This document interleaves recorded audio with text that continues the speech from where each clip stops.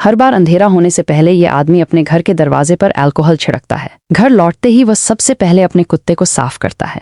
जैसे ही वह देखता है कि सूरज डूबने वाला है, वह तुरंत खास स्टील की प्लेटें लगाकर दरवाजे और खिड़कियां बंद कर देता है। लेकिन घर में एक भी रोशनी न होने के बावजूद भी उसे खुद को सुरक्षित महसूस नहीं होता। वह अपनी राइफल को सीने से लगाए कुत्ते के साथ बांटब में सिमट कर बैठ जाता है। तभी उसे चैन मिलता है। दरअसल आदमी ने इतनी कड़ी सुरक्षा इसलिए की है क्योंकि जैसे ही रात का अंधेरा छा जाता है, बाहर की दुनिया इंसानों की नहीं रह जाती। वहां भयानक ज़ॉम्बीज़ के झुंड सड़कों पर आतंक मचाते हुए घूमते हैं, क्योंकि लगभग 5 साल पहले 2012 में एक वायरस ने कहर बरपा दिया। इस वायरस ने 90% इंसानों को मार डाला, जबकि 9% लोग ज़ॉम्बी में बदल गए। ये ज़ॉम्बी धूप से डरते हैं, सिर्फ रात में निकलते हैं और उनकी सूंघने की शक्ति बेहद तेज होती है। वहीं हमारी कहानी का मुख्य किरदार कबीर इस वायरस से बचा हुआ है, क्योंकि वो पूरी दुनिया में 1% से भी कम लोगों में आता है जिनकी एक स्ट्रॉन्ग एंटीबॉडी है। कबीर अपनी फोर्ड मस्टैंग चलाते हुए सुनसान न्यूयॉर्क की सड़कों पर तेजी से दौड़ रहा था। वो शहर के बीचों बीच एक हिरन का पीछा कर रहा था। इस दुनिया में जहां अब सिर्फ वही अकेला बचा है, खाना सबसे बुनियादी और सबसे ज़रूरत बन चुका है। लेकिन जैसे ही वो शिकार करने ही वाला था, अचानक एक शेरनी झपट पड़ी और उससे पहले ही हिरन को घेर लिया। शिकार छिनते देख कबीर शेरनी को मारने का सोचता है। तभी एक शेर और एक शावक भी बाहर आ जाते हैं। तीनों को देखकर कबीर को अपने मरे हुए परिवार की याद आ जाती है। वो गोली नहीं चलाता, क्योंकि वो जानता है कि शेर प्रकृति का संतुलन बनाए हुए हैं। बचे हुए लोगों की तलाश में बाहर निकलने से पहले वो अपने अंडरग्राउंड मेडिकल रूम में जाता है और देखता है कि इलाज से म्यूटेंट चूहे सामान्य हुए हैं या नहीं। लेकिन अभी भी उसे कोई फर्क नजर नहीं आता। दरअसल कबीर एक बेहतरीन वैज्ञानिक है। उसने वायरस वैक्सीन पर आधारित जीन थेरेपी विकसित की है। जब उसे लगा कि आज का दिन भी निराशाजनक रहेगा, तभी उसने देखा कि एक म्यूटेंट चूहे में अब हमला करने की ताकत नहीं रही, जिससे उसे अंदाजा हुआ कि चूहा धीरे धीरे सामान्य हो रहा है। अगर ये चूहे पर किया गया एक्सपेरिमेंट सफल हुआ तो वो उन ज़ॉम्बीज़ को भी सामान्य इंसान में बदल सकता है। दिन के समय बचे हुए लोगों और ज़ॉम्बीज़ के ठिकानों की तलाश के लिए कबीर हर रोज सुबह ठीक 8 बजे घर से निकलता है। वो हर दिन गाड़ी चलाकर वीडियो स्टोर जाता है, वहाँ सीढ़ी बदलता है और पहले से रखे गए पुतलों से हालचाल पूछता है।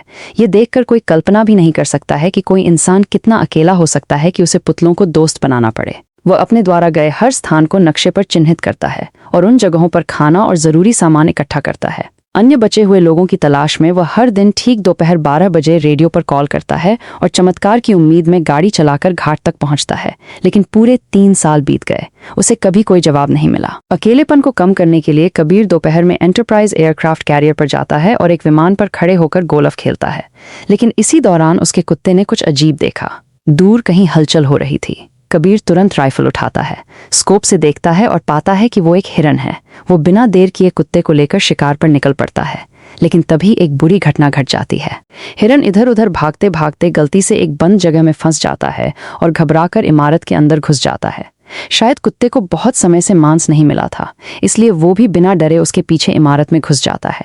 कबीर उसे रोकने की कोशिश करता है। कबीर घबरा जाता है, लेकिन अपने कुत्ते के लिए उसे अंदर जाना ही पड़ता है। अंदर पूरी तरह अंधेरा था, कुछ भी दिखाई नहीं दे रहा था। भले ही मैंने वीडियो की ब्राइटनेस पूरी कर दी हो, फिर भी माहौल और भी डरावना और भयानक लग रहा था। इस वक्त कबीर का दिल बुरी तरह घबरा रहा था, यहाँ तक कि एक आईना भी उसे डरा सकता था। जैसे ही वह ऊपर जाकर कुत्ते को खोज रहा था, अचानक उसे एक दर्दनाक चीख सुनाई दी। उसे डर था कि कहीं उसके कुत्ते के साथ कुछ बुरा ना हो गया हो। वह खुद को दिलासा देते हुए आगे बढ़ा। सीढ़ियों पर पड़े खून के धब्बों का पीछा करते हुए मोड़ पर उसे एक जानवर का कटा हुआ सिर दिखाई दिया। राहत की बात यह थी कि आगे बढ़ने पर उसे पता चला कि वह अभी अभी मारा गया एक मूस था। लेकिन मूस के चेहरे पर मरने से पहले का डर साफ दिखाई दे रहा था। ये देखकर कबीर ने बंदूक तान ली और चारों ओर देखने लगा। तभी उसे एक और डरावना नजारा दिखाई दिया। देखते ही देखते ज़ॉम्बीज़ का एक झुंड उससे 5 मीटर से भी कम दूरी पर था। कबीर को अपने कुत्ते के लिए हिम्मत जुटाकर अंदर जाना पड़ा। आखिरकार उसे एक मेज के नीचे उसका जर्मन शेफर्ड मिल जाता है, जो बेहद डरा हुआ लग रहा था। जैसे ही वो आगे बढ़कर कुत्ते को पुकारने वाला था, कुत्ते की निगाहें सीधी कबीर की पीठ के पीछे टिक गईं। कबीर को कुछ गड़बड़ महसूस होती है। जैसे ही उसने पीछे मुड़कर देखा, एक भयानक दृश्य सामने आया। कबीर अपने कुत्ते के साथ पागलों की तरह बाहर की ओर भागने लगा, लेकिन आखिरकार वे ज़ॉम्बीज़ के हाथों पकड़े गए। लेकिन अच्छी बात यह रही कि कबीर समय पर काली खिड़की से बाहर कूद गया और जैसे ही उस पर धूप पड़ी, ज़ॉम्बी तुरंत जमीन पर घायल हो गया। अभी अभी का अनुभव भले ही कबीर को डरा गया, लेकिन इसी वजह से ठिकाना भी मिल गया। ज़ॉम्बीज़ पर प्रयोग करने के लिए कबीर ने बाहर एक जाल बिछाया। उसने अपने ही खून की एक शीशी निकाली और उसे इमारत के दरवाजे पर रख दिया, जबकि खुद बाहर छिपकर बैठ गया। वाकई सिर्फ 2 मिनट 30 सेकंड के अंदर ही एक ज़ॉम्बी जाल में फंस गया। और जैसे ही जाल सक्रिय हुआ, एक जिंदा ज़ॉम्बी जबरदस्ती बाहर खींच लिया गया। लेकिन तभी एक गुस्से भरी दहाड़ के साथ एक डरावने चेहरे वाला ज़ॉम्बी अचानक बाहर आ गया, मानो वह कबीर को तुरंत ही जिंदा खा जाना चाहता हो। वह खुद भी नहीं समझ पाया कि यह ज़ॉम्बी इतना गुस्से में क्यों था। घर लौटने के बाद कबीर तो बस ज़ॉम्बी पर प्रयोग करने में ही लगा रहा। उसे बिल्कुल अंदाजा नहीं था कि यह फीमेल ज़ॉम्बी असल में अभी अभी दहाड़ लगा रहे उस ज़ॉम्बी किंग की पत्नी थी। कबीर के उसे पकड़ लेने की वजह से ही ज़ॉम्बी और इंसानों के बीच जंग पूरी तरह छिड़ गई। वह तो इस शहर का इकलौता जिंदा इंसान था, लेकिन उसे हैरानी तब हुई जब उसने देखा कि एक पुतले का सिर अचानक हिल गया। और भी डरावनी बात यह थी कि यह पुतला, जो असल में वीडियो स्टोर के दरवाजे पर होना चाहिए था, वह अचानक कई किलोमीटर दूर कैसे पहुंच गया, ये किसी को समझ नहीं आया। इतने में ही कबीर ने अपनी बंदूक निकाली और पुतले पर तान दी, ये सोचकर कि किसी इंसान ने यहाँ पर उस पुतले को रखा है ताकि वह कबीर से बात कर सके। लेकिन उसे आसपास कोई इंसान नहीं दिखा, क्योंकि असल में यह एक जाल है जो ज़ॉम्बी किंग ने बदले के लिए बिछाया है, क्योंकि उसने उसकी पत्नी को पकड़ लिया था। जब कबीर पुतले के पास जाता है और उसके नीचे पड़े पानी को देखने के लिए झुकता है, तभी अचानक ज़ॉम्बी किंग द्वारा बिछाया गया जाल सक्रिय हो जाता है और कबीर हवा में लटक जाता है। कबीर के सिर पर लगी चोट के कारण वह बेहोश हो जाता है। जब सूरज डूबने वाला होता है, तब कबीर अपनी अलार्म घड़ी को सुनकर जाग जाता है। जैसे ही सूरज की रोशनी खत्म होती है, डरावने ज़ॉम्बीज बाहर निकल आते हैं। तभी कबीर अपनी कमर से चाकू निकालता है और घबराकर अपने पैरों में बंधी रस्सी को काटता है। लेकिन जैसे ही वो जमीन पर गिरता है, चाकू सीधा उसकी जांघ में घुस जाता है, जिससे अब और भी ज्यादा मुसीबत हो गई, क्योंकि डूबते सूरज की अंतिम किरणें गायब हो रही थीं। अगले ही पल कबीर को गड़बड़ महसूस हुई। सामने की अंधेरी इमारत से डरावनी आवाजें आने लगीं। इतने में ही ज़ॉम्बी किंग सामने आ गया और उसने 3 खूंखार शिकारी कुत्ते छोड़ दिए। लेकिन सूरज की बची खुची किरणों की वजह से वे उस तक नहीं पहुंच पाए। पर जैसे ही कुछ मिनटों बाद सूरज डूबता है, ज़ॉम्बी शिकारी कुत्ते पागल होकर हमला कर देते हैं। इस वक्त हमारे मेन कैरेक्टर की जान खतरे में है। उसकी जिंदगी और मौत के बीच उम्मीद की एकमात्र किरण है। वो जर्मन शेफर्ड है जिसने उसके साथ इस प्रलय में साथ निभाया है। ये जर्मन शेफर्ड उसका एकमात्र साथी है, उसके जीने की वजह है। उसे डर है कि उसका जर्मन शेफर्ड मर न जाए। चलो, कार में एक पिस्तौल रखी थी। कबीर कार की ओर रेंगने लगा, लेकिन जैसे जैसे सूरज की आखिरी किरणें गायब होने लगीं, तभी शिकारी कुत्तों का हमला तेज हो गया। अब उसके पास कम वक्त था। दर्द सहते हुए वह उठता है और पंजों के बल आगे बढ़ता है, लेकिन कुछ कदम चलने के बाद फिर जमीन पर गिर पड़ता है। ठीक उसी वक्त खूंखार ज़ॉम्बी कुत्ते उस पर टूट पड़ते हैं, लेकिन कबीर अपनी बंदूक की गोलियों से उनके हमले को रोक देता है। पर तभी दूसरा ज़ॉम्बी कुत्ता उससे झपट जाता है। देखते ही देखते खूंखार कुत्ते के नुकीले दांत उसके गाल को चीरने ही वाले थे कि जर्मन शेफर्ड समय पर आकर उसे बचा लेता है। लेकिन सबसे बुरी बात अब होने वाली थी। जर्मन शेफर्ड को अभी हुई लड़ाई में दूसरे कुत्ते ने काट लिया था, जिससे कबीर का दिल बैठ गया, क्योंकि केवल कबीर के पास ही एंटीबॉडी है, न कि जर्मन शेफर्ड के पास। घर लौटने के बाद कबीर ने तुरंत एंटीवायरल दवा का इंजेक्शन लगाया, उसे गोद में उठाया और उम्मीद करने लगा कि जर्मन शेफर्ड ठीक हो जाएगा। वो मुस्कुराते हुए खुद को दिलासा दे रहा था कि उसका प्यारा साथी ठीक हो जाएगा। तभी जर्मन शेफर्ड के शरीर से बाल झड़ने लगे। जब उसने कुत्ते की पलकें उठाई तो देखा कि आंखों के कोनों में बीमारी के लक्षण दिखने लगे हैं और मुंह में भी जानलेवा लक्षण नजर आने लगे। कबीर का दिल टूट गया, पर हकीकत ने उसे एक दर्दनाक फैसला लेने पर मजबूर कर दिया और ना चाहते हुए भी कबीर ने अपनी मजबूत हथेलियों से अपने प्यार का गला घोट दिया। उस प्यार का जिसने अनगिनत अकेली काली रातों में उसका साथ दिया था, वो पूरी तरह टूट चुका था। लेकिन इसी समय कबीर को एक अजीब समस्या का भी पता चलता है कि वायरस से संक्रमित इंसान जब ज़ॉम्बी बन जाता है तो उसमें इतना दिमाग नहीं होता, लेकिन फिर भी वे बिल्कुल इंसानों जैसा जाल कैसे बिछा सकते थे। पर जब उसने बगल की सीट पर देखा और मैक्स का कोई निशान नहीं था, तो इस पल में कबीर अब और सहन नहीं कर सका। इसलिए उसी रात वो अपनी कार लेकर सीधे बंदरगाह की ओर दौड़ पड़ा और बिना सोचे समझे उन ज़ॉम्बीज पर हमला शुरू कर दिया। हालांकि कार में होने की वजह से ज़ॉम्बी उसका कुछ नहीं बिगाड़ पाए, लेकिन वे लगातार आते ही जा रहे थे। उन्होंने कार को पूरी तरह घेर लिया और कांच को तोड़ना शुरू कर दिया। तभी कुछ ज़ॉम्बीज लैंप पर चढ़ गए और उसे सीधे कार पर गिरा दिया। कबीर कार में फंस गया। उसने देखा भीड़ उसकी ओर बढ़ रही है तो वो जल्दी से कार से निकलने की कोशिश करने लगता है, लेकिन तभी और भी ज़ॉम्बीज वहां पहुंच जाते हैं। तभी ज़ॉम्बीज का लीडर उस पर हमला करने का ऑर्डर देता है, पर कबीर कुछ कर पाता इससे पहले ही टक्कर से कार सीधे किनारे पर पलट गई और राक्षस कबीर के सामने आ गया। अब कबीर बिल्कुल जाल में फंसे हुए एक हिरन की तरह था। मौत पल पल उसकी तरफ बढ़ रही थी, लेकिन इसी वक्त एक तेज रोशनी दिखाई दी, जैसे कोई इंसान उसकी ओर आ रहा हो। आखिरकार वो अब सहन नहीं कर सका और बेहोश हो गया। जब वो जागा तो उसने पाया कि वो अपने घर में लेटा हुआ है और उसकी टांग पर लगी चोट बांध दी गई है। उसने देखा कि उसके पास एक औरत है जो कि बच्चे के साथ थी। इंसान को देखे हुए कबीर को 3 साल हो गए थे। उसे समझ नहीं आया कि लोगों से कैसे बात की जाए। इसके बाद औरत ने अपना परिचय देना शुरू किया। रिया ने कबीर को बताया कि उसने रेडियो पर कबीर की खबर सुनी थी। वो बच्चे को लेकर न्यूयॉर्क आ गई और पूरे दिन इंतजार करती रही, लेकिन कबीर नहीं आया। वो वर्मो जाने का सोच रही थी क्योंकि वो इंसानों के लिए सुरक्षित जगह है। ये सुनकर कबीर के चेहरे पर गुस्सा आ गया।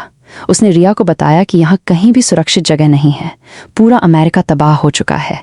रिया कबीर से बहस करना चाहती थी, लेकिन तभी कबीर उन पर चिल्ला पड़ा। वह हमेशा मानता था कि वह पृथ्वी पर अकेला जिंदा बचा है, जिससे उस पर भारी मेंटल प्रेशर था। निराशा में कबीर पूरी तरह साइंस और लॉजिक पर निर्भर हो गया और उसने वायरस का इलाज खोजने पर पूरा ध्यान केंद्रित कर दिया। उसकी पूरी जिंदगी और उम्मीदें इसी एक लक्ष्य पर टिकी थीं। लेकिन रिया की खबर ने अचानक उसकी सोच को पूरी तरह बदल दिया। उसने बताया कि कहीं और भी बचे हुए लोग हैं। इसका मतलब था कि कबीर की लंबे समय से चली आ रही तन्हाई और मेहनत शायद बेकार नहीं गई थी, क्योंकि अब उसके सामने एक जिंदा इंसान खड़ा था।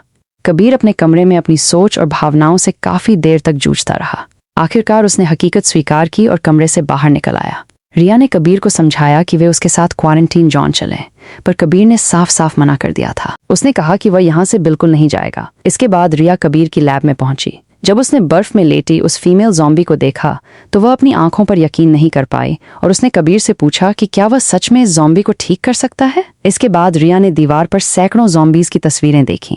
वैक्सीन बनाने के लिए कबीर ने उन्हें लैब के चूहों की तरह इस्तेमाल किया था। जैसे ही सूरज की किरणें गायब होने लगीं, कबीर ने तुरंत सभी दरवाजे और खिड़कियां बंद कर दीं।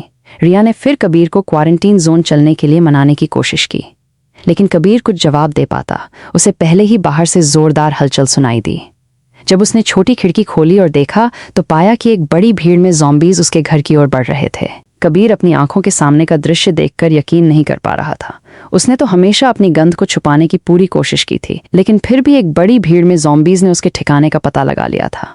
वे राक्षसों की तरह पागल होकर उनकी ओर बढ़ने लगे। जब आदमी ने ध्यान से पूछा तो पता चला कि कल जब महिला ने उसे बचाया तब वो उसे सुरक्षित घर तो ले आई, लेकिन बाद में उसने किसी भी सावधानी नहीं बरती। हालांकि अब उसे दोष देने का कोई समय नहीं था।